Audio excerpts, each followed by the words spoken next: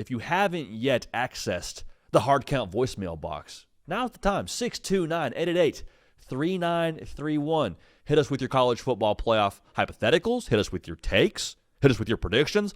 All that in a bag of chips. Again, 629-888-3931. Have one of y'all calling as an Auburn fan, praying on the downfall of the Alabama Crimson Tide. Go ahead and listen to this. Hey, man.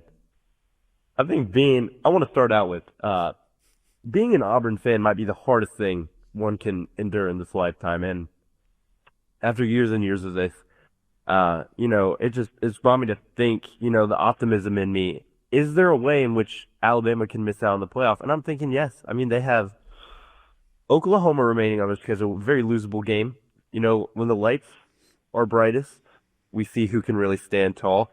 And then they've got Auburn after that. And, anything can happen in the Iron Bowl, especially when Jordan-Hare is haunted. So that's my what if of the week. Thanks, JD. Yeah, first, I respect you just being upfront about this whole thing. Listen, I'm an Auburn fan. Things have not been good for us this year. So what do I do when I don't have a lot to root for with my Tigers? I root for the downfall of my rival in Alabama. I hear what you're saying. And also, I think the point you're making is in itself valid. It could happen. The kind of quarterback that Kalen DeBoer has lost to over the course of his short career in Tuscaloosa is exactly what John Mateer brings to the table. Mobile, design quarterback, run stuff, ad-lib stuff. They lost to Oklahoma a year ago to Alabama.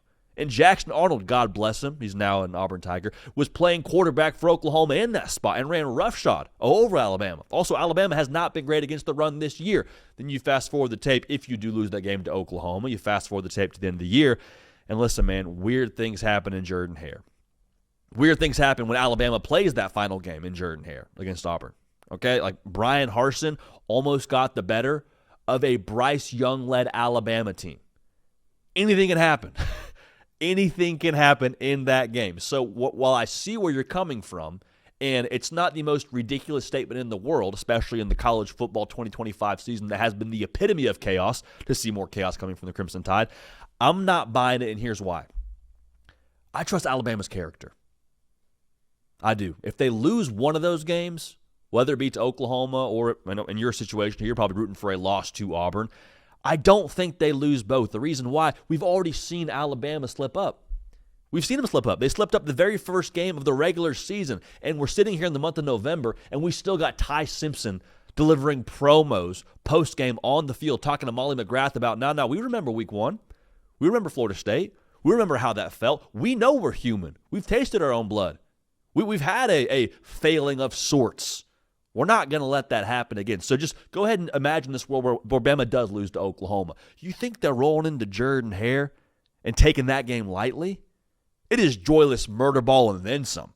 It is joyless murder ball plus if Alabama were to find Auburn in Jordan-Hare with their college football playoff hopes on the line for Alabama. Not saying you want to get Auburn's best shot. That's already a given with it being a rivalry weekend and with it being at Jordan-Hare. But I'm just telling you, the character of Alabama we see time and time again show up over the course of this season.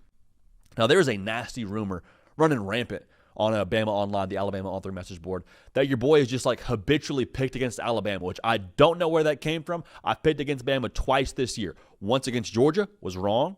Once against Missouri, was also wrong. But here's the thing. Alabama, the reason why I picked them to lose to Missouri, because that spot was weird. And it hasn't just been that spot. The reason why I haven't picked against Alabama since that Missouri game is because seeing them handle that spot gave me confidence they would handle other spots equally well. Because that game, noon kick, we keep talking about the weird vibes in Columbia, Missouri, and they're doing construction on the north end zone, and you already had an emotional win the week before. I believe it was over Vanderbilt.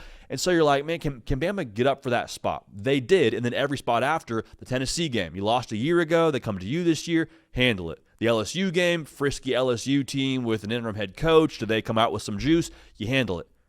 A couple weeks ago, you got homecoming, mobile quarterback Lenora Sellers. You're playing at South Carolina, a tough place to play. Handle it. So I think Alabama has proven with their character they're going to continue to step up to the plate and handle it. So if you tell me they lose one of these games, I'd be surprised. I want to be overwhelmingly surprised. I'd be surprised. I'm going to pick Bama probably to win all these games here finishing out. I've already picked them to beat Oklahoma. But I don't see a world where Alabama loses to both Oklahoma and Auburn. They're too high character for that. Well, maybe you're pushing back and saying, hang on, JD.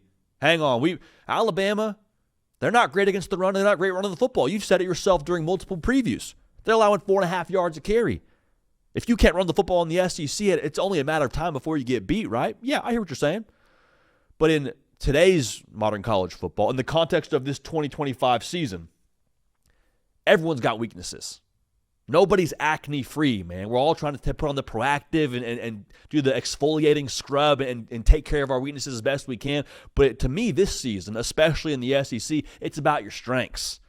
It's about when it comes down to that final round of the game, fourth quarter, final play, whatever kind of situation you want to put on it, what are your strengths and how much do you trust those strengths? How strong are your strengths? The strength for Alabama is number 15, Ty Simpson.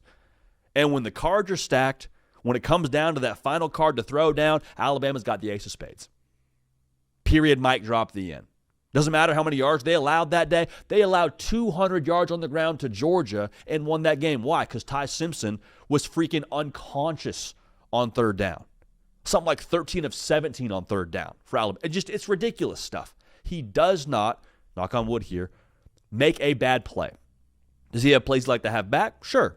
But he's not going to make that big mistake that sends Bama home with tissues and tears. Like, Bama's not going to have that kind of a situation, I believe, here throughout the rest of the regular season, so long as number 15 is pulling the trigger here for you. Now, we're not doing this segment, but I almost decided to do this segment earlier on in the week.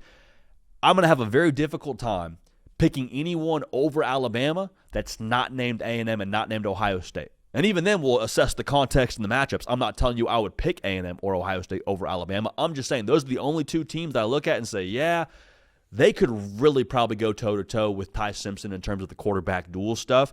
Outside of that, dude, Ty Simpson's just a machine. He's the Tyborg, as we've talked about many times. So to answer your question here, I appreciate where you're coming from.